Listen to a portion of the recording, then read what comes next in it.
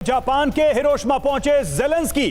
तो देखिए, जिस खबर का इंतजार किया जा रहा था वो खबर अब सामने आ रही है। यूक्रेन के राष्ट्रपति ज़ेलेंस्की जापान पहुंचे, ये खबर अब सामने आ रही है। अपने आप में बहुत महत्वपूर्ण है। देखिए, G7 की बहुत सारी बैठकें हुई, लेकिन इस समय, इस दौरान, इस माहौल में ज़ेलेंस्की का वहां पहुंचना पूरे डायनेमिक्स को, पूरे इसके एजेंडे को बदल सकता है। जो मुलाकातें होंगी, जो यहां पर ज़ेलेंस्की की तरफ से प्रपोजल रखा जाएगा, चाहे वो पीस प्रपोजल हो, चाहे इस वॉर को लेकर हेल्प के लिए बात की हो, इन सभी चीजों से बहुत फर्क पड़ेगा। और ये एक्सक्लूसिव तस्वीर हम आपको दिखा रहे हैं। देखिए, ज़ेलेंस्की ये इस विमान से उतरते हुए तो जापान पहुंच चुके हैं ज़ेलेंस्की, और यहां पर G7 के नेताओं के साथ वो बैठक करेंगे, बातचीत करेंगे, अपनी बात रखेंगे।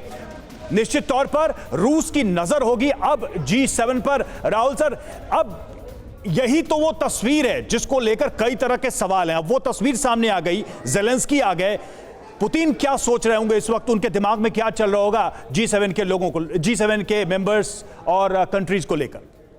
देखिए, ज़ेलेंस्की और यूक्रेन मैं समझता हूँ विश्व का जो सबसे महत्वपूर्ण युद्ध है इस समय उसमें लड़ रहे हैं। आपको माफ कीजिए, रोक रही हूँ। उनके अस्तित्व की लड़ाई है। सर मैं आपको रोक रही हूँ। इस वक्त गौरव हमारे साथ ठीक वहीं से ही है, फ्रेंच विमान से ज़ेलेंस्की गौरव पहुंच चुके हैं।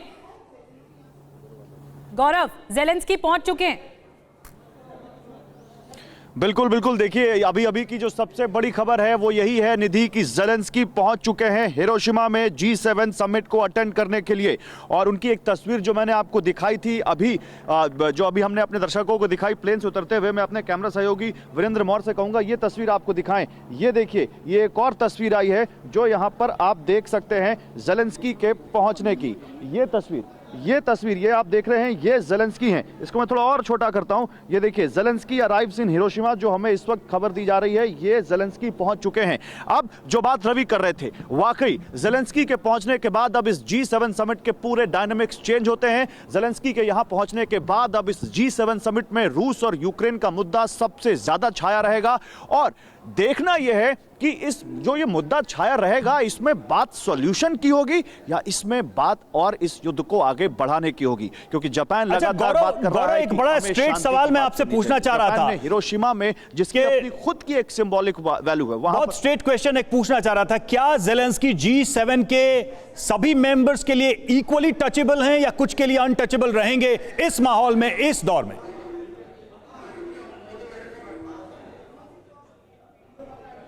नहीं, बिल्कुल नहीं। हमें यह बात बताई जा रही कि ज़ेलेंस्की G7 के हर एक मेंबर से मुलाकात करेंगे और कुछ अतिथि देशों से भी मुलाकात करेंगे, जिसमें भारत के से भी उनकी मुलाकात का कार्यक्रम है। और 5:50 यानी अब से केवल 1 घंटे 50 मिनट बाद वो प्रधानमंत्री नरेंद्र मोदी से मुलाकात करेंगे। और उस मुलाकात पर भी रवि सबकी नजरें टिकी हुई हैं। इससे पहले वो जापान के प्रधानमंत्री से भी मुलाकात करने जा रहे हैं। और बाकी जो नेटो मेंबर्स हैं यहाँ पर, जो G7 में हैं, उनसे तो उनकी मुलाकात का कार्यक्रम है ही। और जो मैं आपको बता रहा हूं, ज़ेलेंस्की का मात्र एक एजेंडा है, किसी तरह और ज्यादा अपने लिए सपोर्ट इकट्ठा करना और एरियल सपोर्ट। जिस तरह से वहां पर वो लगातार F-16 की मांग कर रहे हैं और उनके लिए यहां पे लगातार वो प्लेटफॉर्म भी सेट किया हुआ दिख रहा है। जिस तरह से यहां इंटरनेशनल कोलिशन बनाया गया फाइटर जेट्स के लिए, जिस तरह से नए सेट ऑफ सैंक्शंस आए, तो ये कहीं ना कहीं ये दिख रहा है रवि कि यहां से रूस यूक्रेन युद्ध के और गौरव क्या पीस टॉक को लेकर भी कुछ एक्सपेक्टेशन हिरोशिमा के फिजाओं में है कि आज जब ज़ेलेंस्की प्रधानमंत्री मोदी से मुलाकात करेंगे तो पीस टॉक को लेकर मध्यस्थता की उम्मीद कही जा रही है? और पूरी दुनिया, सिर्फ भारत ही इकलौता ऐसा देश है जो ये मानकर चल रहा है कि अगर रशिया और यूक्रेन के युद्ध को रोकना है तो भारत मध्यस्थता करे। इस मध्यस्थता को लेकर क्या खबर है? क्या एक्सपेक्टेशन ज़ेलेंस्की को होगी? कितने बजे यह मुलाकात, और मुलाकात से क्या कुछ निकलने की आशंका आपको नजर आ रही है?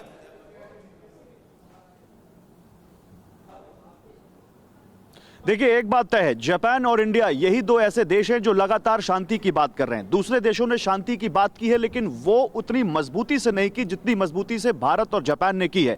हिरोशिमा में इस समिट को रखने का मकसद ही यही था कि यहां से एक संदेश जाए पूरी दुनिया में कि हमें शांति की ओर बढ़ना है। फ्यूचर में हमें एक ऐसी दुनिया बनानी है जिसमें परमाणु हथियार ना हो, बल्कि बच्चों के लिए स्कूल्स हो, मरीजों के लिए हॉस्पिटल्स हो, खेलने के लिए यहां पर मैदान हो। और ये एक कोशिश यहां पर बनाई जा रही है। लेकिन जिस तरह से ज़ेलेंस्की यहां पर आए हैं, वॉर की बात कर रहे हैं, मैं इस बात को बड़ी जिम्मेदारी से कहना चाहता हूं कि अब इस समिट में रूस और यूक्रेन का मुद्दा छाया रहेगा।